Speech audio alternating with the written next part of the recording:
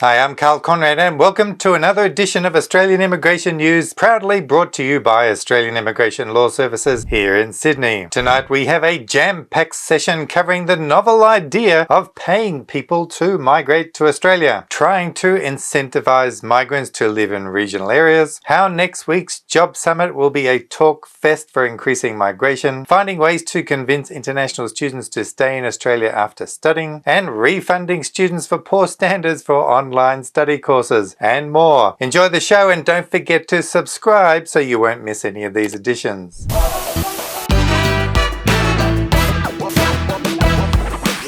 Now, I've been in this business a long time, but I've never heard before talk about paying people to migrate to Australia. Most of my viewers are, of course, people who want to come to Australia. I don't for 1 minute would imagine there is a need to pay any of them for this opportunity. But funnily enough, comments are emerging that there is something to consider about this. Let's take a look at some of those interesting comments in the news. The outgoing boss of the Westfield Shopping Centre Group, Peter Allen, says the government should start paying immigrants to come here. Business editor Ross Greenwood is with me. Ross, aren't the beaches, the open spaces and clear skies enough? What's going on, and what does he want payments now for people to come here? Precisely. That's exactly what Peter Allen says. The little surprise to me late was when I talked to him about immigration. He said we need more skills in this country. We need more people. And maybe just relying on the beaches and our great weather really isn't enough now. Have a listen to what Peter Allen says. We are competing for talent as a country. And so therefore you look at other countries in terms of what they're doing to be able to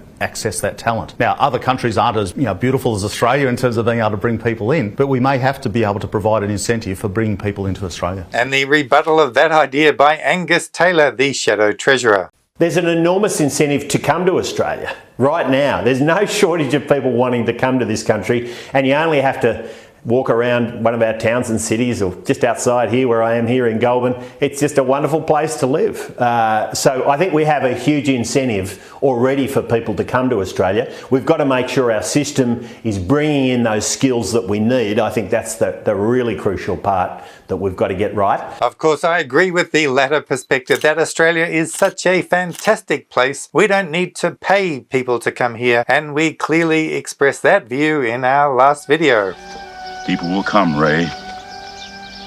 People will most definitely come. However, I can clearly understand that getting migrants into regional areas can be a challenge. There is no doubt about the shortages of skilled labour in regional areas of Australia, as the leader of the National Party, David Littleproud, pointed out. We don't get a lot of opportunities apart from shows like yours to talk about regional Australia, and I want to hold this government to account. Hold them to account about the fact that the biggest constraint is about having skilled labour out here, not just in agriculture. I'm at the Birdcage Hotel in Longreach. I mean, we've had trouble even getting a chef here. So it's a whole range of skills, and we should actually incentivise those migrants to come and grow regional Australia and give them a pathway to permanent residency. Grow regional Australia, not just in agriculture, but in all the industries that are here, to incentivise them to not to go to the cities and congest the cities, but to come out to places like Longreach and make a life of it. And perhaps there should be a fresh view on how to get new migrants into regional parts of Australia. Treasury always thinks that if you generate as many migrants to live in this country as possible, you generate revenue and you generate really good accounts. Yeah, look, and to your point with regards to do we have the infrastructure, it's one thing if they all would come to Sydney. No, we don't. We don't have the infrastructure. We don't have the infrastructure for them to all go to the cities.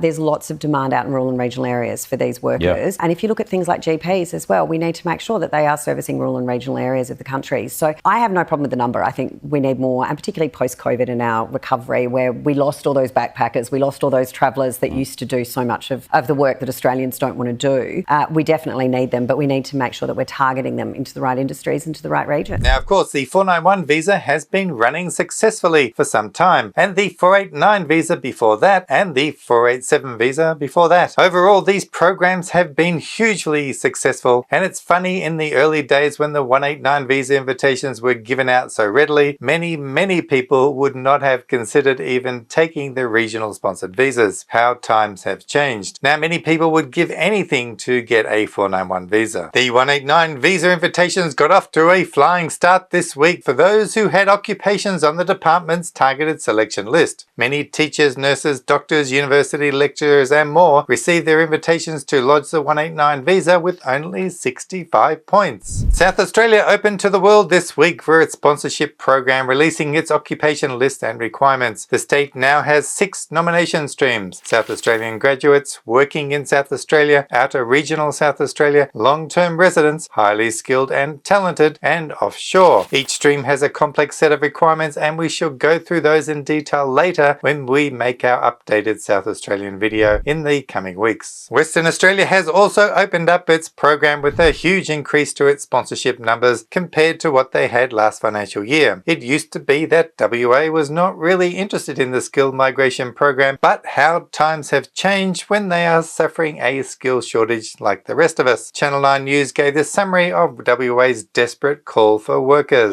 We've had to limit our bookings. Like on a Saturday night, like last Saturday for argument's sake, we would have knocked back probably 100 people because we just couldn't look after them if we got them here. Sam Bruno, far from the only business owner feeling the sting of WA's skills crisis.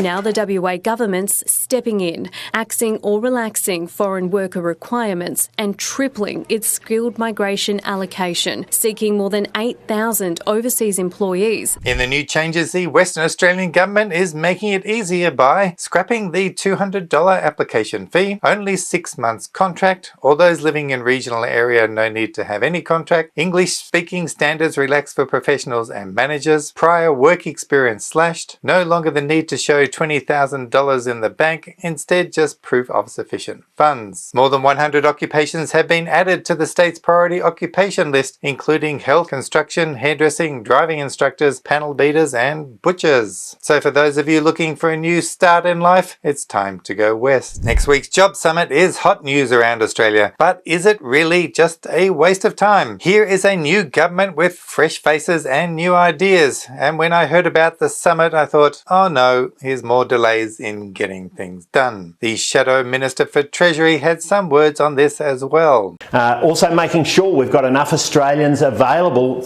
at a time when we've got job shortages more broadly.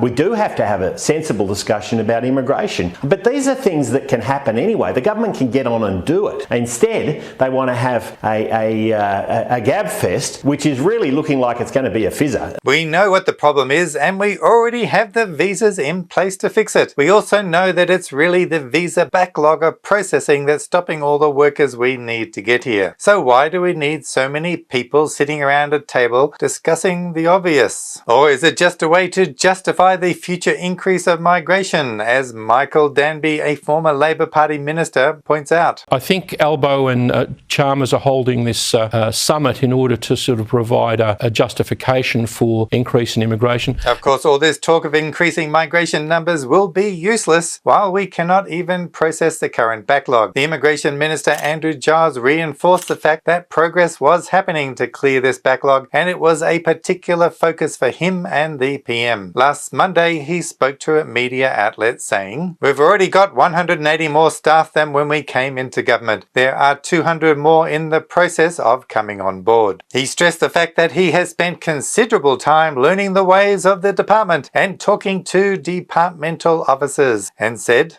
I've spent time talking with and better understanding the work of the women and men who do the processing of these visas. It's incredibly skilled work. It's incredibly important. Clearly, there can be no doubt about the government's sincerity in getting the backlog dealt with as soon as possible. I was very surprised to learn this week that only about 16% of international students who come to study in Australia stay on after they have completed their courses. According to University Australia, there should be a push to streamline a permanent residency pathway for students to give them an incentive to stay on. And Universities Australia says they can help address the current critical skills shortage and is asking for migration pathways and post-graduation work visas for international students to be simplified. So joining us now is the Chief Executive of Universities Australia, Katrina Jackson. Katrina, good morning to you. So let's start with a broad question here. How can the university sector address the current skills shortage, skills crisis actually, in the country? also just smooth some of those visa pathways. It's quite complicated when you're an international student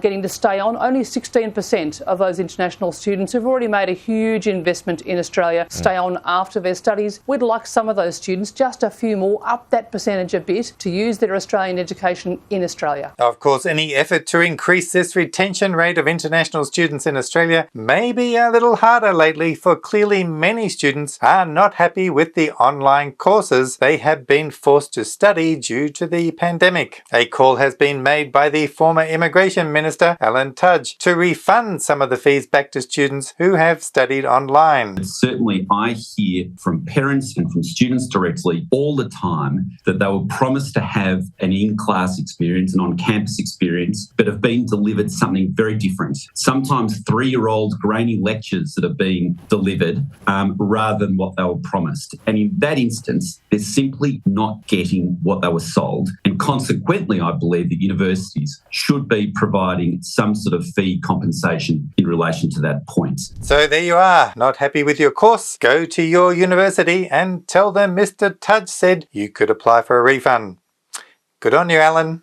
Shame though that you didn't mention any of this when you were the Immigration Minister and actually had the power to do something. Now, if you're following the comment sections of our channel, you will have noticed that many calls for help from overseas applicants who have lodged their student visas. Many are experiencing extended processing delays to the extent that the courses that they have applied for have already begun, but their visas have not been granted. This has prompted the Immigration Department to post an unusual Facebook message saying the following: if you have lodged a student visa application and your course start date has passed, please ensure that your confirmation of enrollment remains updated and does not expire. It is important to ensure that your COE is current and valid. If your COE has expired, your student visa cannot be granted and the finalization of your application will be delayed. Your education provider will be able to confirm that your COE is still valid. If your COE has expired, arrange with your education provider to issue you a new one. Then provide your updated COE through your IMI account. So thanks for hanging around and watching till the end. We'll be bringing you a comprehensive coverage of any migration issues in the upcoming Job and Skills Summit. If you need any assistance regarding immigration matters, remember we are always here to help. Book a time at australiavisa.com to make an appointment. Hit that like icon to support this channel, and as always, take care out there, and I'll see you next time. So bye for now.